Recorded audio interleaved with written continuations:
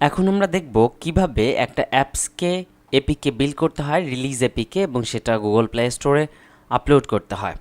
Well, এই অ্যাপসটা যেটা আমরা এতক্ষণ ডিজাইন করেছি, যেটা নিয়ে আমরা কাজ করেছি, সব কিছু করেছি, এটাকে এখন গুগল প্লে স্টোরে আপলোড করার পালা। গুগল প্লে স্টোরে আপলোড করার আগেই বেশ কিছু হোমওয়ার্ক আছে যেটা অলরেডি আপনাদেরকে কভার করেছি। প্রথমত, প্যাকেজ নেম অবশ্যই পরিবর্তন করতে হবে, অ্যাপসের একটা নাম দিতে হবে ভ্যালুসে গিয়ে, তাই না? এবং অ্যাপসের একটা লোগো দিতে হবে, এবং অ্যাপসের সমগ্র ডিজাইন সব কিছু ঠিকভাবে কাজ করছে কিনা সেটা আমাদের চেক করে নিতে হবে। এখন এই অ্যাপসটাকে গুগল প্লে স্টোরে আপলোড করার আগে আমাদেরকে যেটা করতে হবে সেটা হলো আমাদেরকে একটা রিলিজ ভার্সন এপিকে অথবা অ্যাপ বান্ডেল তৈরি করতে হবে। So release version app bundle তৈরি করার জন্য আমরা আমাদের প্রজেক্টে থাকা অবস্থায় চলে যাব বিল্ড, এখানে এই যে উপরের দিকে দেখতে পাচ্ছেন বিল্ড থেকে আমরা চলে যাব generate signed bundle or APK, generate sign bundle or APK. এখানে ক্লিক করলে আমরা দেখতে পারবো আমাদের কাছে দুটো অপশন আসে, একটা হচ্ছে অ্যান্ড্রয়েড অ্যাপ বান্ডেল আর একটা হচ্ছে এপিকে। আপনি যে কোনোটা সিলেক্ট করতে পারেন, অ্যাপ বান্ডেল অথবা এপিকে, বাট প্লে স্টোরে আপলোড করার জন্য আমি প্রেফার করি app bundle. Because app bundle যখন আপনি তৈরি করে ফেলেন তখন আসলে এই অ্যাপসটা অনেক বেশি স্মল হয়ে যায়, সাইজটা ছোট হয়ে যায়, এবং গুগল প্লে স্বয়ংক্রিয়ভাবে এটা বিভিন্ন ডিসপ্লের জন্য, বিভিন্ন ফোনের জন্য আলাদা আলাদা এপিকে সাইজ বা ড্রয়েবল রিসোর্স ফাইলগুলো ইউজ করে, স্বয়ংক্রিয়ভাবে এই ঘটনাটা ঘটে। আর এপিকে তখনই তৈরি করা লাগে যখন এই অ্যাপটা আমরা অন্য কোনো প্লে স্টোরে আপলোড করতে চাই। যেমন গুগলের বাইরেও কিন্তু অনেক প্লে স্টোর আছে যারা আসলে এপিকে সাপোর্ট করে। তো আমরা যেহেতু গুগল প্লে স্টোরে আপলোড করব তাই অ্যাপ বান্ডেল তৈরি করছি, অ্যাপ বান্ডেলে সিলেক্ট করে আমরা নেক্সট বাটনে চাপ দিব। ওয়েল, এবার আসেন আমাদের অ্যাপসের জন্য একটা কি জেনারেট করার পালা। একটা কি পাথ আমরা জেনারেট করব এবং একটা জেকেএস ফাইল আমরা তৈরি করব। আপনাদেরকে একটু বলে রাখি, এই জেকেএস ফাইল বা সিকিউরিটি ফাইল যেটা, এই জেকেএস ফাইলটা যেন অফকোর্স হারিয়ে না যায়, ঠিক আছে? আপনারা এমন কোথাও রাখবেন যেই জায়গাটা আপনি ভুলে না যান, এবং প্রয়োজনে গুগল ড্রাইভে ওই জেকেএস ফাইল এবং তার পাসওয়ার্ডটা আপলোড করে রাখবেন।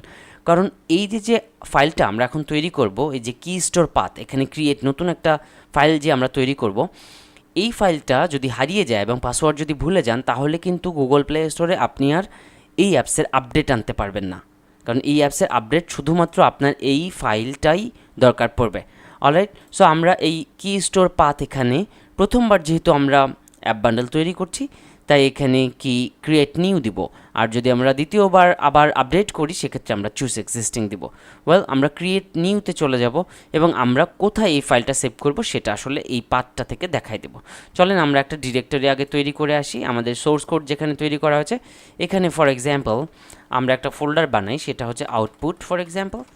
এই ফাইলটার এই যে লোকেশনটা এটা জাস্ট কপি করে নিলাম আমরা, করে এখান থেকে ফোল্ডার বাটনে ক্লিক করে এখানে যাব, এখানে পেস্ট করব। অলরাইট, এবং এখানে একটা ফাইল নেম দিব, এবং এই পাশে অপশনে থাকবে জেকেএস ফাইল। জেকেএস হচ্ছে আমরা একটা সিকিউরিটি ফাইল তৈরি করছি। ফর এক্সাম্পল আমার অ্যাপসের নাম যেহেতু ফানি ভিডিও ছিল, সো ফানি অ্যাপ আন্ডারস্কোর কি, রাইট, এরকম একটা নাম দিলাম আমি। ফর এক্সাম্পল আপনি আপনার পছন্দ মতো নাম দিতে পারেন। ওকে চাপ দেওয়ার পরে আমরা একটা পাসওয়ার্ড দিতে হবে এখানে। So password for example 1 2 3 4 5 6। অবশ্যই যেই পাসওয়ার্ডটা দিবেন সেই পাসওয়ার্ডটা যেন আপনি পরবর্তীতে ভুলে না যান, ঠিক আছে? কোথাও একটা স্টোর করে রাখবেন। আমি দুই জায়গায় পাসওয়ার্ডটা সেম দিচ্ছি। অ্যালিয়াস এখানে আমি যা আছে তাই থাকুক, কি 0, আপনি আপনার মতো অ্যালিয়াস দিতে পারেন, বাট সবসময় কি 0 এটা খুব বেশি ম্যান্ডেটারি কিছু না। এখানে আবার আমরা পাসওয়ার্ড দিব 1 2 3 4 5 6, আবার পাসওয়ার্ড দিব 1 2 3 4 5 6। এরপরে আসেন সার্টিফিকেট অ্যাপসের ভ্যালিডিটি।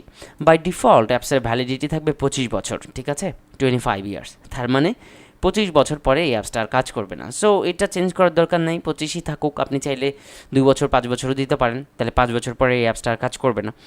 সো নর্মালি এটা 25 বছরই থাকতেছে। আমাদের এখানে সার্টিফিকেটের এখানে কিছু নাম, এগুলো খুব ম্যান্ডেটারি ইস্যু না, এগুলো নাম দিলেও চলে না দিলেও চলে, এগুলো ফাঁকা রাখলেও চলে। তারপরে যদি দিতে চান আপনি আপনার নাম বা কোম্পানির নাম এখানে দিলেন, ঠিক আছে, এই ফাইলের মধ্যে। ফর এক্সাম্পল আমি আমার নাম দিচ্ছি কোম্পানি ইউনিট, আমি দরকার নেই, মানে এগুলো না চাইলে দরকার নেই। স্টেট অর প্রেফারেন্স হচ্ছে আমাদের বাংলাদেশ, আমরা কান্ট্রি কোড 880 দিলেও চলে না দিলেও চলে। সো আমি ওকে চেপে দিচ্ছি। হয়, সো আমরা যখন এটা ওকে করে দিব তখন অলরেডি একটা জেকেএস ফাইল তৈরি হয়ে গেছে। আপনি যদি ওই ডিরেক্টরিতে যান, যে আউটপুট দেখেন, এই যে ফানি অ্যাপ কি ডট জেকেএস, এই জেকেএস ফাইলটা কিন্তু অলরেডি তৈরি হয়ে গেছে, এবং এখানে স্টোর পাসওয়ার্ড একা একা বসে গেছে যেটা আমরা অলরেডি দিয়েছি।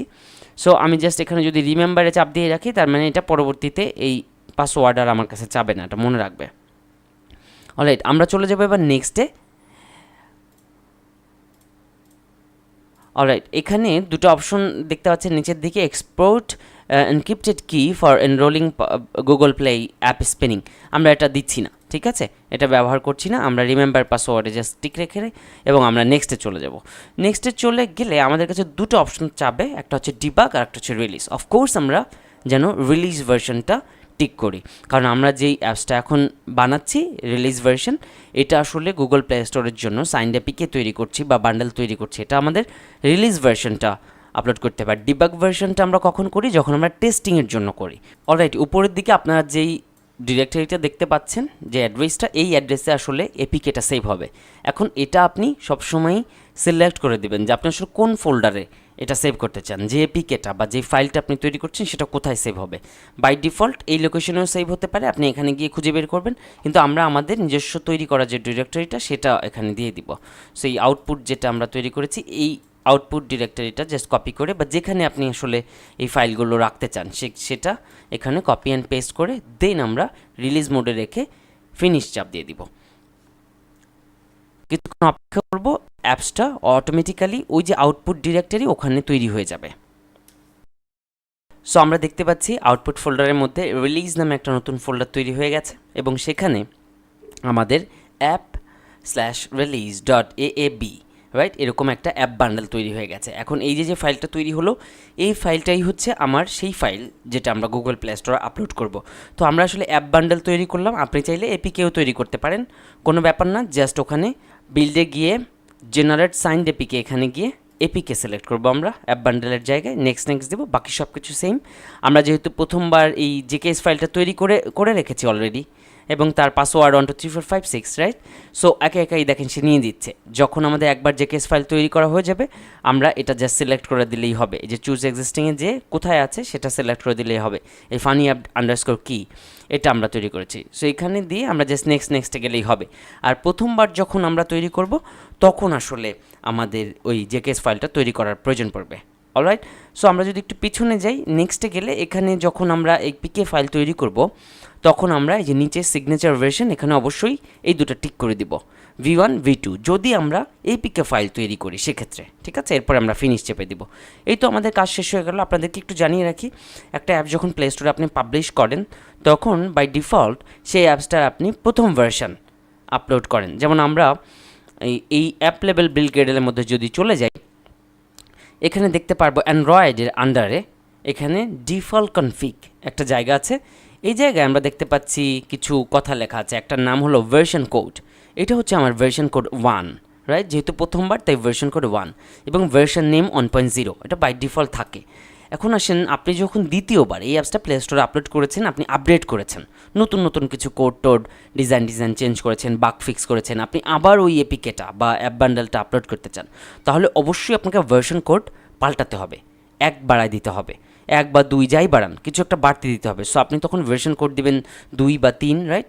যদি 1 হয়ে যায়, দ্বিতীয়বার যখন আপনি আপডেট করবেন অ্যাপসটা তখন ভার্সন কোড হবে 2 এবং এখানে ভার্সন নেম আপনি 1.1 দিতে পারেন, 2.0 দিতে পারেন, এটা আপনার খুশি মতো। কিন্তু ভার্সন কোড অফকোর্স আগের যেটা ছিল সেটা থেকে 1 বেশি হবে।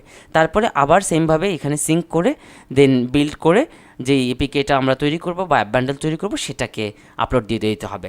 অলরাইট, এখন আমরা দেখব কিভাবে গুগল প্লে স্টোরে অ্যাকাউন্ট খুলে সেখানে অ্যাপগুলো আপলোড করতে হয়।